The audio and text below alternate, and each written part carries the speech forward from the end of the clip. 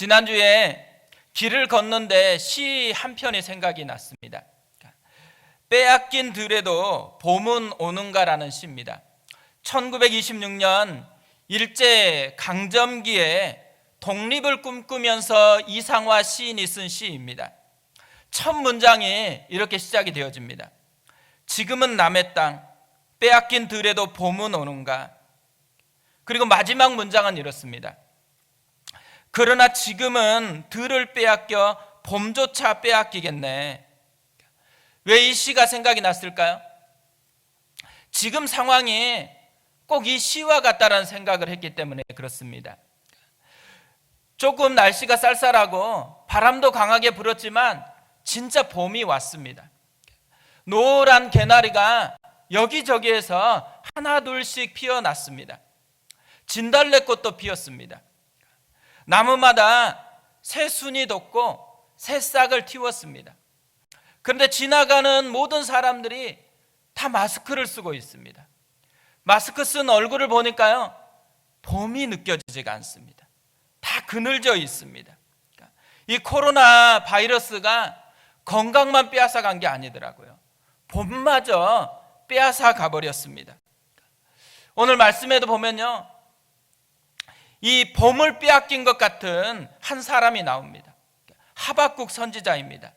이 하박국 선지자는 눈물의 선지자라는 별명을 가진 예레미야와 같은 시대에 활동했던 선지자입니다. 이걸 보면 뭘 알 수 있냐면 진짜 힘든 어려운 상황에서 하나님의 말씀을 전했다라는 것을 알 수가 있죠. 오늘 말씀 17절을 보세요. 이 하박국 선지자가 자신이 처한 상황을 이렇게 고백을 합니다. 비록 무화과 나무가 무성하지 못하며 포도나무에 열매가 없으며 감람나무에 소출이 없으며 밭에 먹을 것이 없으며 우리의 양이 없으며 외양간에 소가 없을지라도, 이 고백의 특징이 뭐죠? 다 부정적이라는 거예요.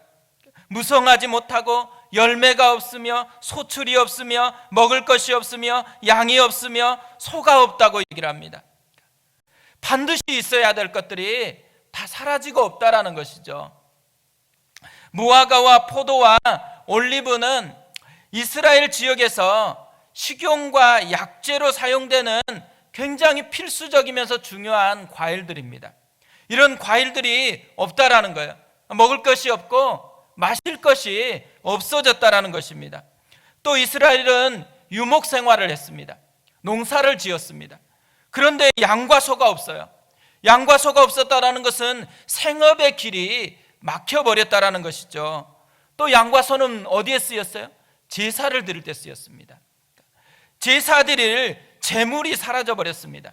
그러니까 당장 먹을 것도 없어지고 의료 시스템이 다 붕괴되고 또 경제 시스템이 완전히 파괴됐고 예배마저 무너져 버렸다라는 거죠.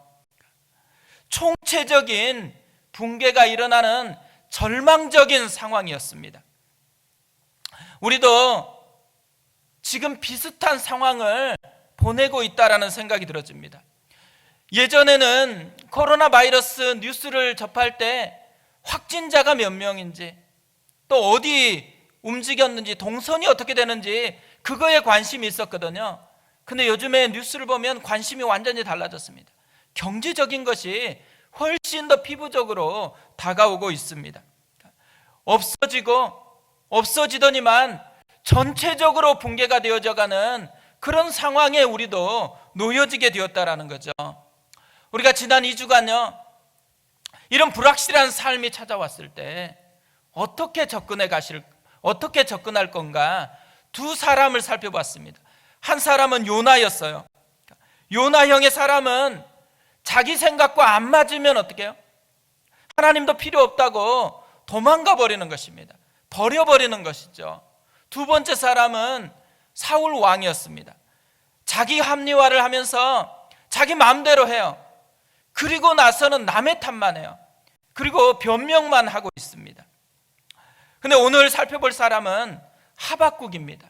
하박국은 이런 어려운 불확실한 이 삶에서 어떤 선택을 했을까요? 18절을 보세요.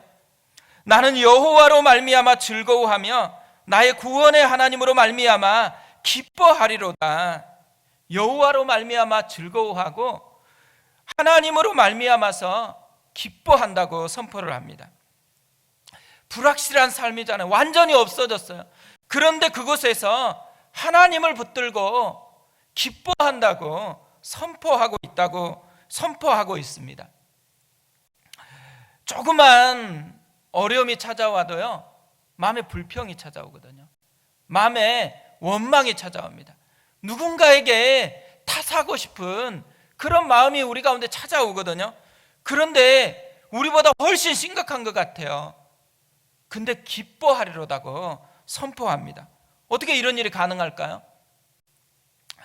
이렇게 불확실한 상황에서 하박국이 뭘 했을까요?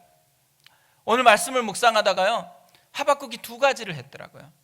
오늘은 하박국을 통해서 이 하박국이 이 위기를 극복해냈던, 위기 가운데도 기뻐할 수 있었던 그 능력을 우리의 것으로 좀 배워갔으면 좋겠습니다. 첫 번째 하박국이 했던 거, 마음의 채널을 다시 맞추었다라는 것입니다. 저는 차에서 주로 극동방송을 틀고 운전을 합니다. 가끔 고향에 내려갈 때요, 멀쩡하던 방송이 갑자기 지지직거리면서 잡음이 끓다가 나중에는 완전히 목통이 돼요. 또 조금 더 가면은 이상한 방송이 흘러나옵니다. 이때 뭘 해야 될까요? 이 채널을 다시 맞춰야 돼요. 그러니까 극동방송은 전국적으로 하나의 채널로 운영되지 않더라고요. 그러니까 지역마다 다른 채널이 있습니다. 그래서 이런 잡음이 일어난다는 것은 채널이 바뀌었기 때문에 채널을 맞추라는 신호인 거죠. 그러니까 우리 삶도 마찬가지입니다. 우리 삶에 잡음이 일어날 때가 있죠. 이 하박국처럼 심각한 고난이라는 잡음이 찾아올 때, 그때 우리가 뭘 해야 될까요? 그때 마음의 채널을 조정해야 된다는 것입니다. 이 고난이라는 강력한 채널 앞에서 하박국이 이것을 한 거야. 16절을 보세요. 내가 들었으므로 내 창자가 흔들렸고 그 목소리로 말미암아 내 입술이 떨렸도다. 무리가 우리를 치러 올라오는 환난 날을 내가 기다림으로 썩이는 것이 내 뼈에 들어왔으며 내 몸은 내 처소에서 떨리는도다. 하박국이 먼저 떨고 있습니다. 창자가 흔들리고 입술이 떨리고 온 몸이 떨리고 있다고 얘기합니다. 그러니까 내적으로도 불안해서 떨고 외적으로도 그게 나타나서 떨리고 온몸이 후들후들 떨린다라고 얘기를 하고 있어요. 너무너무 두려운 거죠. 근데 비록 두려움 때문에 떨고 있는데 거기서 멈추지 않아요. 한 발자국 더 나갑니다. 떨면서도 마음의 채널을 다시 맞추는 것으로 승화해 가고 있다는 거죠. 우리가 하박국에서 배워야 될 게요, 이거라는 거예요. 두려움이 있어요. 두려움이 없는 게 아니지만 이 두려움을 마음의 채널을 바꾸는 것으로 승화시켜야 한다는 거죠. 그래서 하박국이 뭐라 그래요? 내가 기다린다라고 얘기를 합니다. 뭘 기다릴까요? 어려웠던 것이 조금 나아지는 것을 기다리는 게 아니에요. 오늘 본문 보세요. 무리가 우리를 치러 올라오는 환난 날을 기다린대요. 오히려 더 나빠지는 그 환난 날을 기다린다라고 얘기를 해요. 왜 기다릴까요? 내가 들었으므로 이 들었기 때문에 이런 상황을 받아들이겠다라고 고백하는 것이죠. 하박국이요, 마음의 채널을 바꾸기 위해서 두 가지를 하고 있다는 거예요. 하나는 이해가 안 되니까 하나님께 기도하면서 질문을 하는 거예요. 그리고 하나님이 대답하는 것을 들었어요. 그런데 요나와 사울 왕이 들었던 것과 하박국이 들었던 것에는 차이가 있습니다. 요나도 하나님의 말씀을 들었죠. 듣고 나서 어떻게 행동해요? 그 말씀을 버리고 자기 마음대로 도망을 쳐버려요. 사울 왕도 하나님의 말씀을 들었어요. 들었는데 자기 마음대로 제사를 지내버려요. 그리고 탓하고 변명만 합니다. 그런데 하박국은 어떻게 해요? 하박국은 그 말씀을 들었어요. 훨씬 심각한 일이 발생한대요. 그런데 그 말씀을 받아들이기로 결정했다라는 거죠. 그 말씀에 순종하기로 결정했어요. 왜 그랬을까요? 하나님의 생각이 자신의 생각보다 더 높고 낫다라고 여긴 것입니다. 이사야 55장 8절 9절에서 이렇게 말씀을 합니다. 여호와의 말씀에 내 생각은 너희 생각과 다르며 내 길은 너희 길과 달라서 하늘이 땅보다 높음같이 내 길은 너희 길보다 높으며 내 생각은 너희 생각보다 높으니라. 이 말씀대로요, 하박국은 자기 생각보다 하나님의 말씀에 더 권위를 두는 그런 조종을 하고 있다는 거죠. 이렇게 마음의 채널을 조종한다는 거, 신앙의 채널을 조정한다는 게 뭐냐면 자기중심적인 생각에서 하나님 중심적인 것으로 바꾼다라는 말입니다. 하나님의 뜻이면 내게 조금 불리해도 하나님이 선하고 하나님이 더 완벽하기 때문에 인도하실 것이라는 이 믿음으로 받아들인다라는 거죠. 그래서 자기에게 불리한 상황이 찾아온다고 하는데 기다린다라고 선포하는 것입니다. 사실 하박국은요, 상황이 바뀐 게 하나도 없어요. 오히려 더 나빠졌죠. 근데 뭐가 바뀌었어요? 하박국 자신이 바뀌었어요. 마음의 채널을 다시 맞추자마자 마음이 바뀌니까 뭐가 돼요? 새로운 변화가 생겼어요. 새롭게 보이기 시작했어요. 새로운 능력이 자기에게 찾아왔다라는 거죠. 그래서 이렇게 어려움이 찾아오는데도 하나님으로 말미암아 기뻐한다고 그렇게 선포하고 있는 것입니다. 모래 위의 발자국이라는 유명한 시가 있죠. 한 사람이 꿈을 꾸어요. 꿈속에서 주님과 함께 바닷길을 걷고 있어요. 모래 위를 걷고 있어요. 뒤돌아보니까 발자국이 두 가지가 있습니다. 한 짝은 자기 자신의 발자국, 한 짝은 예수님의 발자국이에요. 그런데 자기 인생에 힘들었었던 때, 자기 인생에 진짜 힘들었었던 때를 뒤돌아보니까 그때는 발자국이 한 가지인 거예요. 그래서 마음이 힘들어졌어요. 그래서 주님께 따집니다. 주님, 편안할 때는 함께 해주시고 그렇게 힘들 때, 내가 그렇게 외로울 때, 그렇게 마음이 무너졌을 때 그때 왜 혼자 버려두셨어요? 이렇게 따지자 주님이 이렇게 대답합니다. 내가 본 오직 한 짝의 발자국, 그것은 내 발자국이니라. 그때 내가 너를 등에 업고 걸었노라. 이 사람의 문제가 뭘까요? 하나님을 보지 못한 거예요.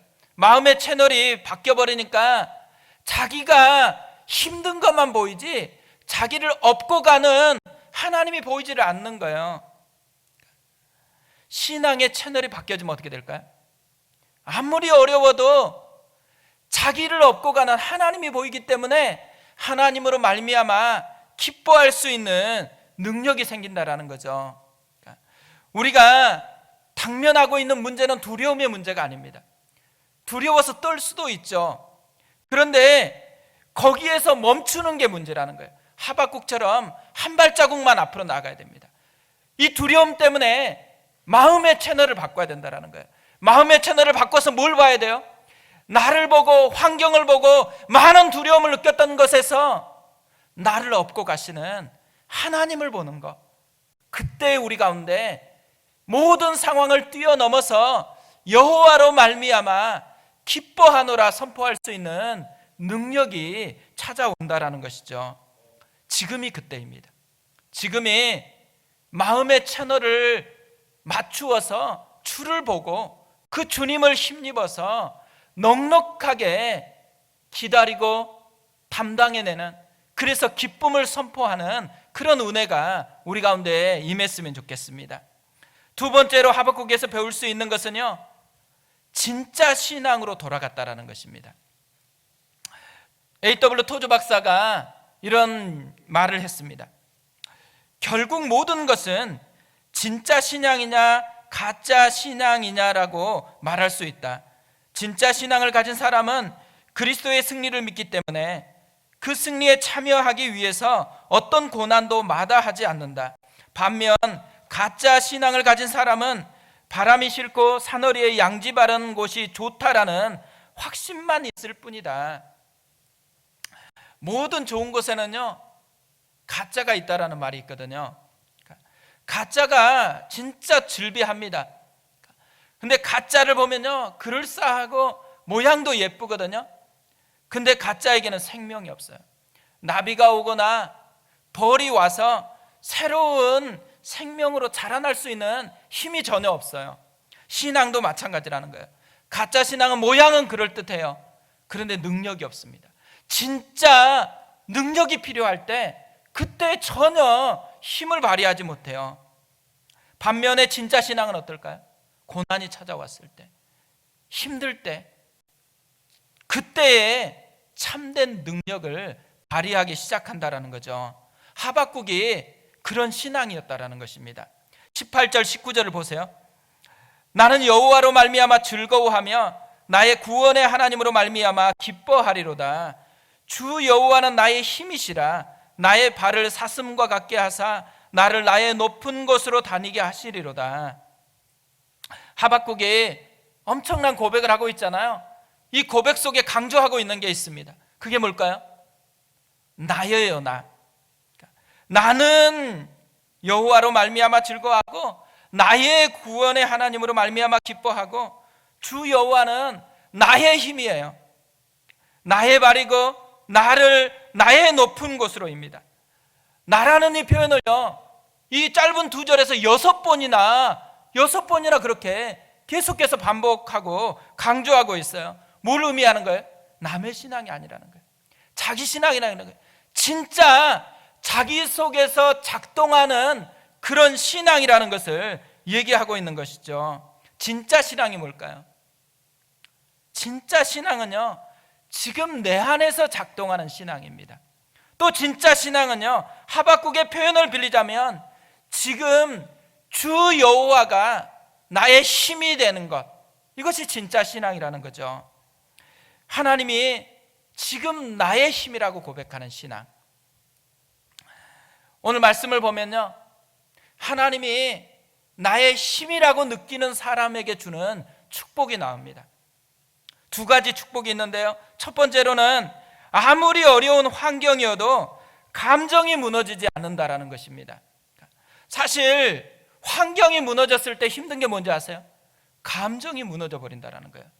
환경은 작은 것일 수도 있는데 크게 느껴져 버린 감정이 완전히 무너져 가지고 전혀 힘을 쓸 수 없어진다라는 거죠. 근데 하박국은 달랐습니다. 18절 다시 보세요.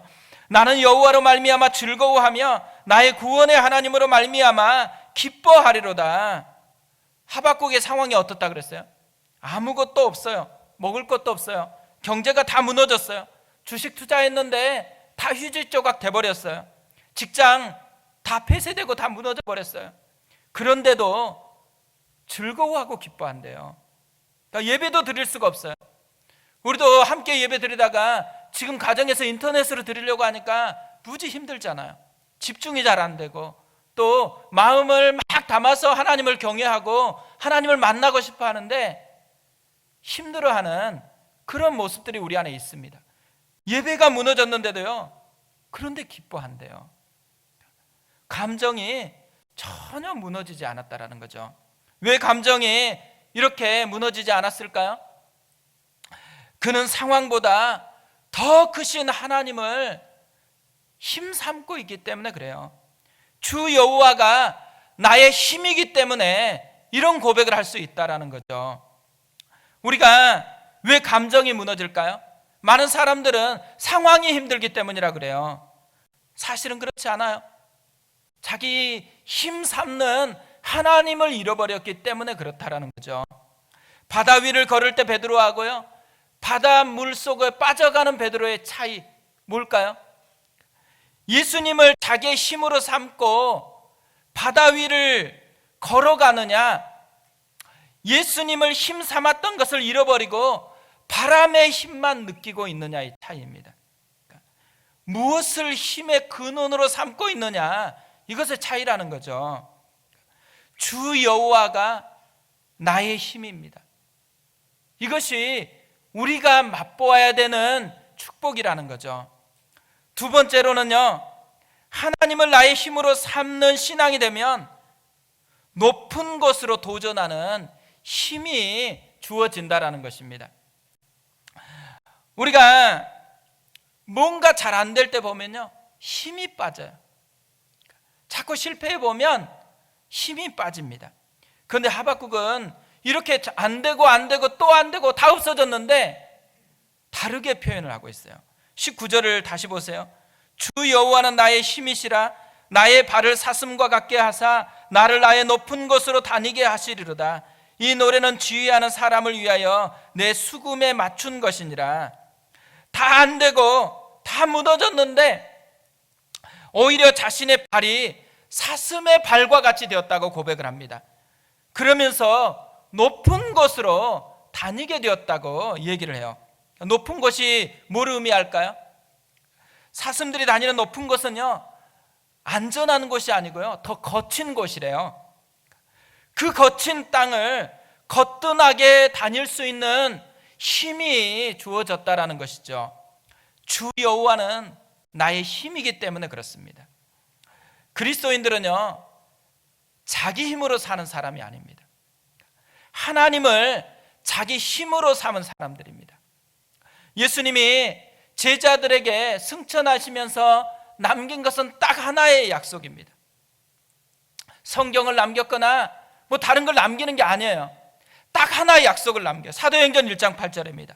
오직 성령이 너희에게 임하시면 너희가 권능을 받고 예루살렘과 온 유대와 사마리아와 땅끝까지 이르러 내 증인이 되리라 하시니라. 권능, 힘에 대한 약속, 이거 하나 딱 남겼어요. 자신이 아닌 외부에서 오는 힘이 있다라는 거예요. 성령이 임하면 맛보게 되는 힘이 있다라는 것을 약속했습니다. 사도 바울은 편지 곳곳에서 자기가 경험했던 새로운 힘을 표현해 놓고 있어요. 로마서 8장 36절입니다. 그러나 이 모든 일에 우리를 사랑하시는 이로 말미암아 우리가 넉넉히 이기느니라. 내 힘이 아니죠. 우리를 사랑하시는 그분의 힘으로 이겨낸다라고 얘기를 합니다. 고린도전서 15장 57절 58절도 보세요. 우리 주 예수 그리스도로 말미암아 우리에게 이김을 주시는 하나님께 감사하노니 그러므로 내 사랑하는 형제들아 견고하며 흔들리지 말며 항상 주의 일에 더욱 힘쓰는 자들이 되라. 이는 너희 수고가 주 안에서 헛되지 않은 줄을 알미니라. 우리에게 이김을 주시는 하나님의 힘이 우리의 능력이라고 고백을 하고 있습니다. 결국요, 높은 곳이냐, 험한 곳이냐, 어려운 삶이냐, 평지냐, 이게 문제가 아니라는 거예요. 힘이 있느냐, 힘이 없느냐의 문제라는 것이죠. 아무리 험해도 힘이 있으면 거뜬하게 이겨냅니다. 아무리 평지여도 힘이 없으면 무력하게 넘어집니다. 이제 코로나로 인해서요, 점점 더 험한 곳으로 나아가는 것 같습니다. 이때 우리에게 필요한 게 뭘까요? 힘. 거뜬하게 이겨낼 수 있는 힘. 그 힘이 필요한 것입니다. 높은 곳도 거뜬하게 뛰어넘을 수 있는 사슴의 발과 같은 힘이 필요한 거죠. 병원에서 바이러스와 싸우는 사람만 이 힘이 필요한 게 아닙니다. 이제 가정에서 새끼 밥을 해줘야 되고 간식도 챙겨줘야 되고 모든 하나하나 뒷바라지를 해야 되는 엄마에게도 이 힘이 필요해요. 집에 갇혀가지고 친구들하고 놀지도 못하고 답답한 우리 아이들에게도 새로운 힘이 필요해요. 직장이 점점 힘들어지니까 불안하고 어려워지고서 출근해야 되는 우리 아빠들에게도 새로운 힘이 필요한 것이죠. 그런데 놀라운 은혜가 있습니다. 우리에게는 우리 밖에 있는 새로운 힘이 있다라는 것이죠. 성령의 도우시는 힘이 있습니다. 우리를 이기게 하시는 힘이 있습니다. 하박국처럼 높은 것도 거뜬하게 뛰어넘게 하는 힘이 우리에게 있습니다. 주 여호와는 나의 힘이시라. 이 은혜가 우리에게 경험되어졌으면 좋겠습니다. 남의 고백이 아니에요. 하박국처럼 내 안에 힘이 있고 내 안에 주가 능력이라고 고백하는 나의 신앙이 되어지는 은혜가 우리에게 이 기회에 찾아왔으면 좋겠습니다. 요즘에요, 저에게 카톡으로 찬양을 보내주신 분들이 많이 있습니다. 지난주에도 한 분이 이런 글과 함께 찬양 하나를 보내주었습니다. 요즘 들을수록 은혜 받는 찬양입니다. 목사님과 함께 나누고 싶어서 보내드립니다. 보니까요, 나는 믿네라는 찬양이더라고요. 예전에는 자주 불렀는데 오래간만에 이 찬양을 다시 클릭을 해가지고 계속해서 들었습니다. 근데 이 찬양을 들으면 들을수록요, 오늘 이 하박국이 다 담겨 있더라고요. 오늘 설교의 모든 말씀이 이 곡에 다 담겨 있더라고요. 내게 허락하신 시련을 통해 나의 믿음도 강하게 자라나고 험한 산과 골짜기 지나는 동안 주께 더 가까이 나를 이끄시네. 하박국의 고백이 다 담겨 있잖아요. 2절에도 내게 겪는 시험이 어렵고 힘겨워도 내 주님보다 크지 않네.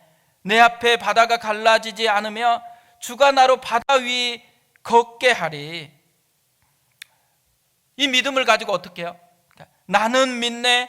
주의 능력으로 내 삶 새롭게 되리. 나는 믿네. 주의 능력으로 담대히 나가리. 주와 함께 싸워 승리하리라. 날마다 믿음으로 나 살아가리.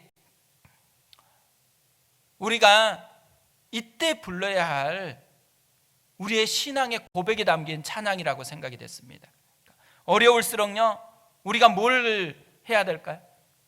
믿음으로 살아가야 돼요. 믿음으로 살아간다라는 게 뭐예요? 마음의 채널을 바꾸는 거예요.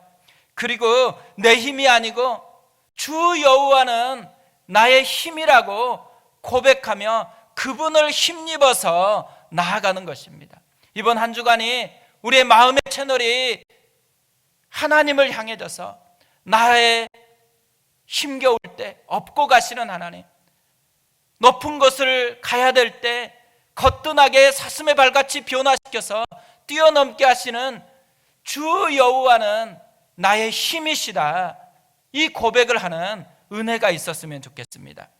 우리 그 마음으로 방금 읽어드렸던 찬양입니다.